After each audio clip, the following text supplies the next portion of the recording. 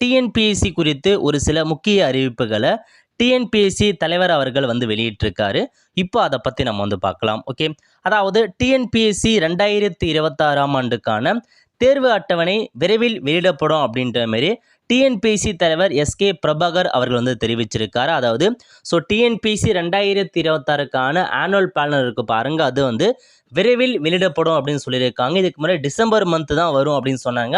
But பார்த்தா விரைவில் நாங்கள் ரிலீஸ் பண்ணுறோம் அப்படின்ற மாதிரி அப்டேட் கொடுத்துருக்காரு. குரூப் 4 மற்றும் குரூப் 2க்கான வேக்கன்சி அதிகரிப்பதற்கான வாய்ப்பு இருக்குது அப்படின்றத அவர் சொல்லியிருக்காரு. இதுக்கு முன்னெல்லாம் பார்த்தா 2 வருஷத்துக்கு ஒரு தடவை நோட்டிஃபிகேஷன்ஸ் வரும். அதனால் உங்களுக்கு வேக்கன்சி அதிகமாக இருக்க மாதிரி தோன்றும். இப்போலாம் அந்தந்த வருஷத்தில் அதற்குரிய வேக்கன்சி நிரப்புறோம், அதனால் வேக்கன்சி கம்மியாக தான் இருக்கும் அப்படின்ற மாதிரி அவர் சொல்லியிருக்காரு.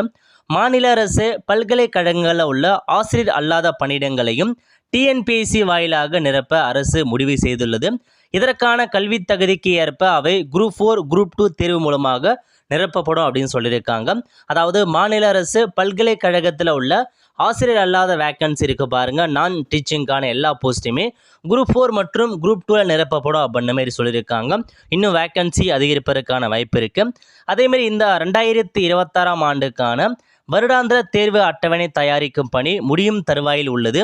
அதில் குரூப் 1 குரூப் 2 மற்றும் குரூப் 4 தேர்வுகள் உட்பட பல்வேறு தேர்வுகளுக்கான அறிவிப்புகளுடன் விரைவில் வெளியிடப்படும் அப்படின்னு சொல்லியிருக்காங்க. 2026 ஆனுவல் பிளானர் விரைவில் ரிலீஸ் பண்ண போகிறாங்க. அந்த பிளானரில் கண்டிப்பாக குரூப் 4 இருக்குது, குரூப் 1 இருக்குது, குரூப் 2லாம் இருக்குதுங்க.